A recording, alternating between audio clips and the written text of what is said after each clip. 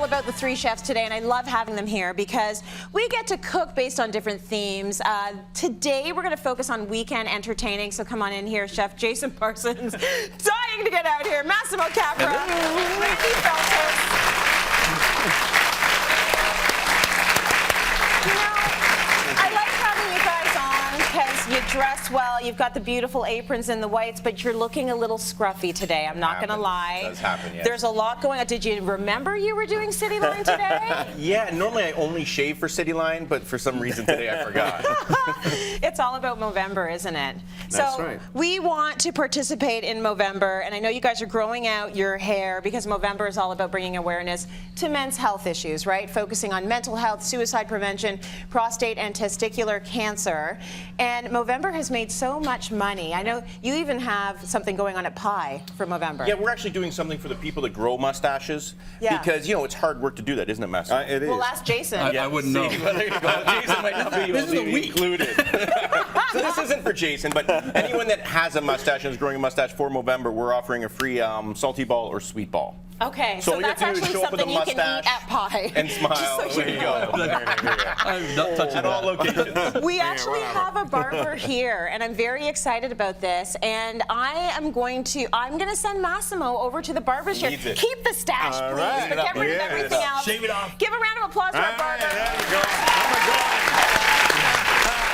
We hope them getting you guys in shape throughout the entire show, and you'll look absolutely fantastic by the end of it. So the Movember movement actually started in Melbourne, Australia. I didn't realize this, in 2003. Millions have joined the movement since, raising over $759 million, funding over 1,200 projects. So it's incredibly good to get men interested in their health. Yes. Part of good health is good socialization and good food, is it not? Food's good. Food's always good. Let's talk about this beef Wellington, buddy. Oh, yeah, you know, this is a classic recipe, but it's also about weekend entertaining. You know, you get your friends over and you want to wow them. You're not going to wow them. You're not going to go out and buy a flank steak. You buy a beef tenderloin, right? Right. So No need for cheap steaks. No. So what I've done is I've taken a beef tenderloin and I actually roll it in cling film to get that shape. You don't have to do that, but you know me, I like things pretty. Yeah. And then after I let it sit in the fridge for a couple hours to firm up, I take it out of the cling film and I seared it.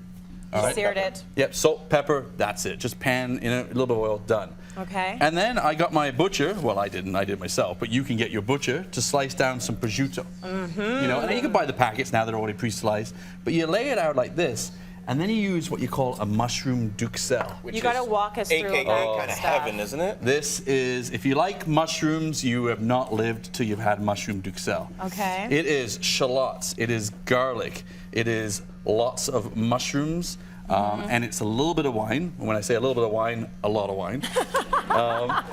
And you basically chop it all down, put it with the wine, put it in a pot, and then you just let it cook down. A little bit of butter? A little bit of butter to start it, you know, but Okay. you don't have to. You know, I'd say if you're being healthy, don't put the butter in. But, you know, really what we're doing is cooking and making a mushroom, like basically compote. Nice. Yeah, and then you can actually make this a nice little base on the bottom, but you can do it as thick or as thin as you like. The only thing is don't go too thick. Otherwise, when you roll it, it's going to start It'll squeezing all out the end. smoosh out. You Yeah. want to cook it down as much as you can do because it's full of water. Mushrooms are 80% Right. water, and the last thing you want is that water to come out and hurt your puff pastry. Exactly. Right. And that's the trick of the actual prosciutto. A classic beef Wellington is actually you lay down crepes.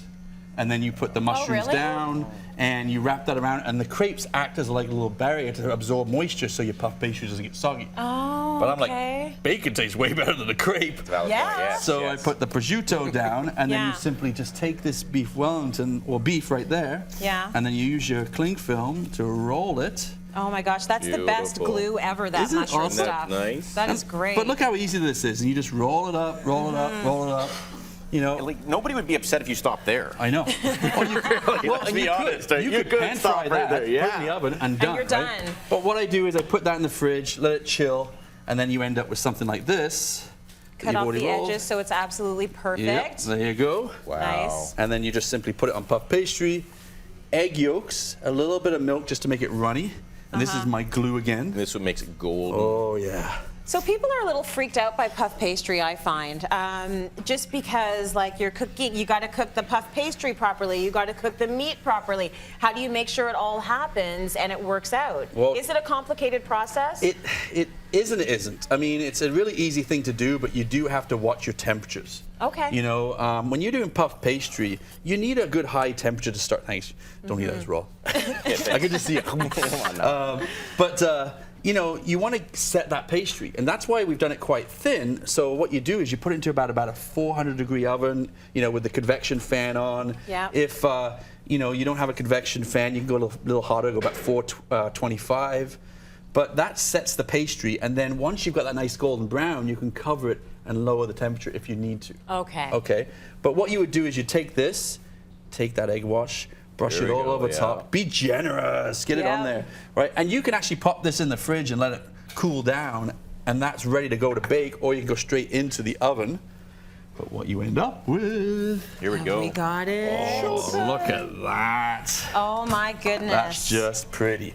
Well, it smells amazing. So we have all the directions. If you're worried about timing and temperatures, we put all of that stuff on our website, cityline.ca, because... Best friend. Oh, and your thermometer. Yeah, thermometer, right? But you don't want to poke it into this because you're going to, you know, it's presentation. You're going to ruin it. So you basically just go right in the bottom here. There you go. You poke it in there like that, and you want to get to about 145. If I'm more about 149. 150, chef. Is that it? No, it's not. No, it's not. Never mind, it's perfect.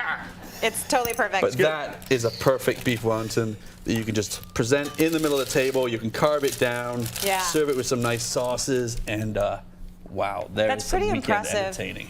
If someone were to come over and that's what you were serving them, and you sliced it up and you plated it, that's impressive stuff, right? Exactly. Very nice.